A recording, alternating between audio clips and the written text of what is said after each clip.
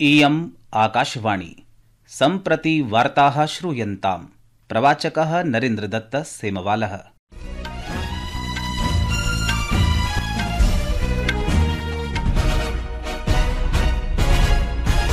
आदौ मुख्यवार्ताः।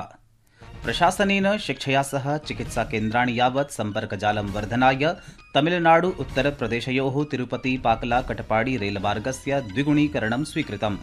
भारतं फ्रांसदेशात् 26 राफेलाख्यानि सागरीययुद्धविमानानि क्रेष्यति। आरबीआई इत्यनेन रेपो इति प्रतिदेयमितौ 25 आधाराङ्काणां कर्तनपूर्वकं 6% कृतम्। विकासः प्रवर्धेत इति धिया औदार्यमार्गं चितमस्ति। प्रधानमन्त्रिणा नरेन्द्रमोदिना भारतस्य वर्धमानं वैश्विकविश्वासं प्रेरणास्रोतत्वेन तस्य भूमिकायां प्रकाशः पातितः।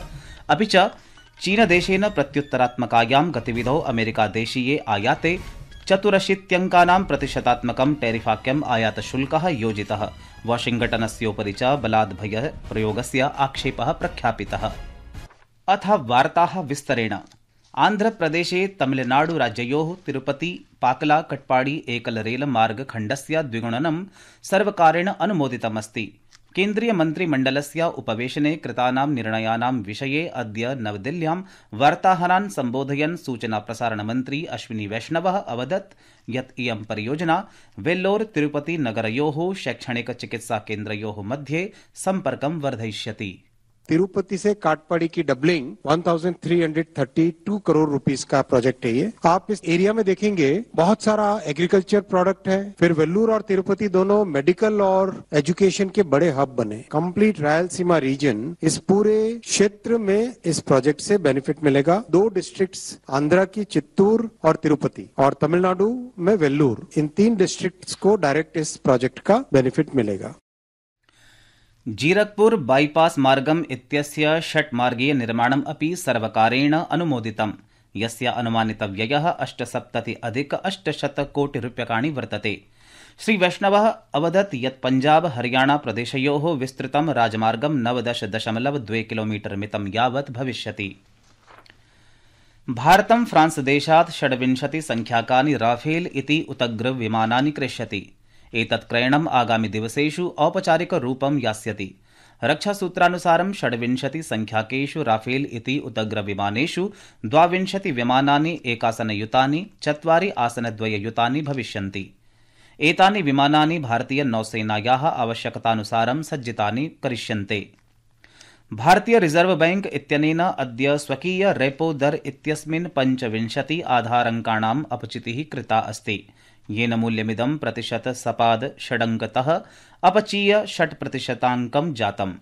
5 वर्षाणां विरामानन्तरं क्रमशः इयं द्वितीया अपचितिः वर्तते।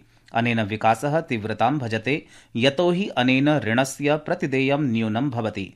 जनाश्च ऋणग्रहणे समुत्सुकाः भविष्यन्तीति मन्यते।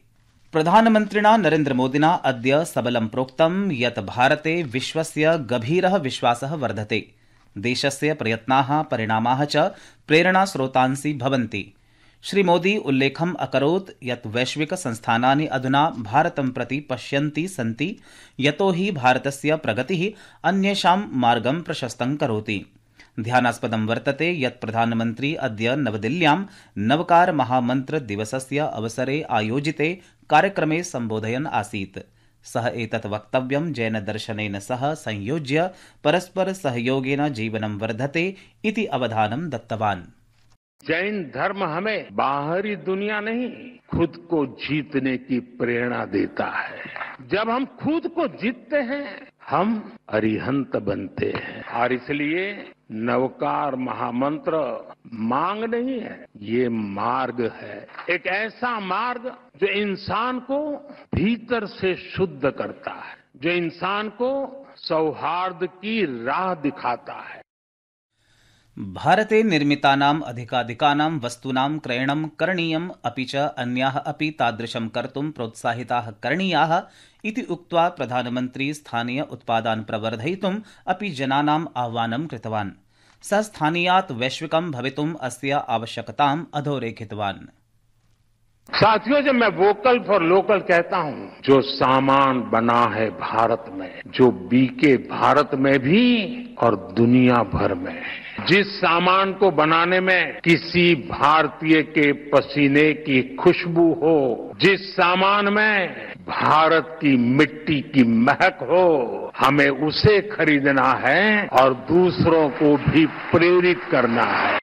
स्वकीय भाषणे प्रधानमन्त्री मोदी प्रोक्तवान् यत् नवीन भारतं कृत्रिमबुद्ध्याः माध्यमेन अवसरान् अन्विष्यति, विश्वं च आध्यात्मिकतायाः मार्गं दर्शयिष्यति। विकसित भारतस्य दृष्टिकोणं प्रतिपादयन् श्रीमोदी प्रोक्तवान् यत् विकसित भारतस्य अर्थः विकासेन सह एव उन्नतिः अपि अस्ति। नवकार महामंत्र का एक दर्शन विकसित भारत के विजन से जुड़ता है। मैंने लाल किले से कहा है, विकसित भारत यानी विकास भी विरासत भी। एक ऐसा भारत जो रुकेगा नहीं, जो थमेगा नहीं, जो ऊंचाई छुएगा लेकिन अपनी जड़ों से नहीं कटेगा।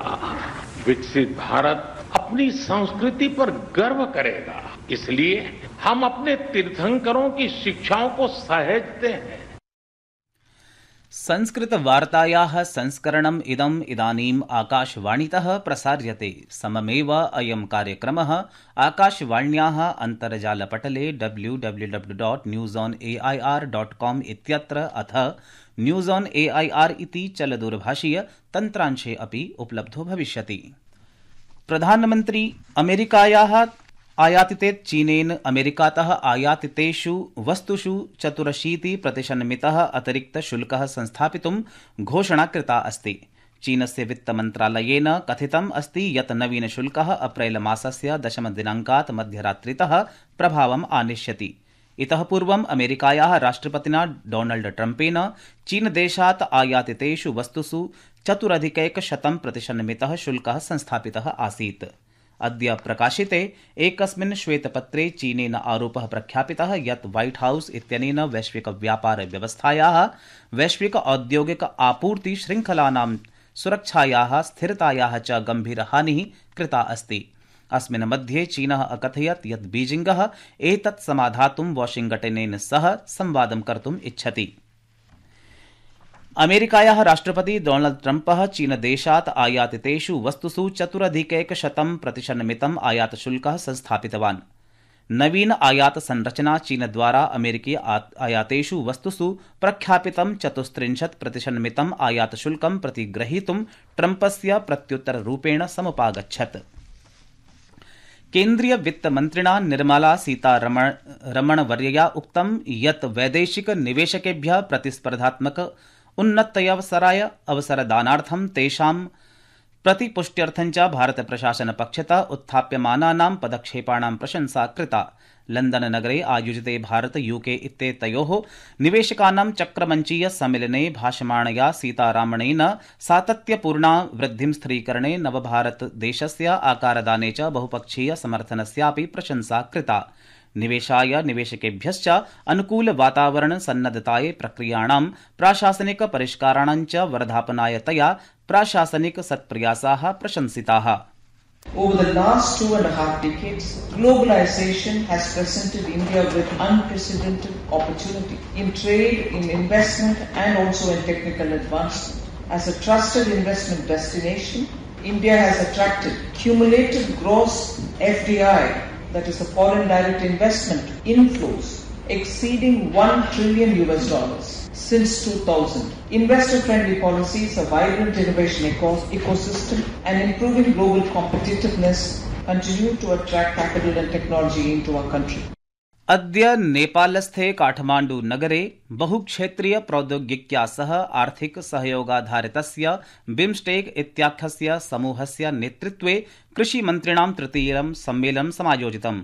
अवसरेऽस्मिन् भाषमाणेन भारतीय कृषिमन्त्रिणा शिवराज सिंह चौहानेन जलवायु परिवर्तन, प्राकृतिक कृषि, आभासीय कृषि अभियानादृशु कृषिक्षेत्रीय विषयेषु भारतस्य दृष्टिकेति विषये प्रकाशः पातितः इति वार्ताः।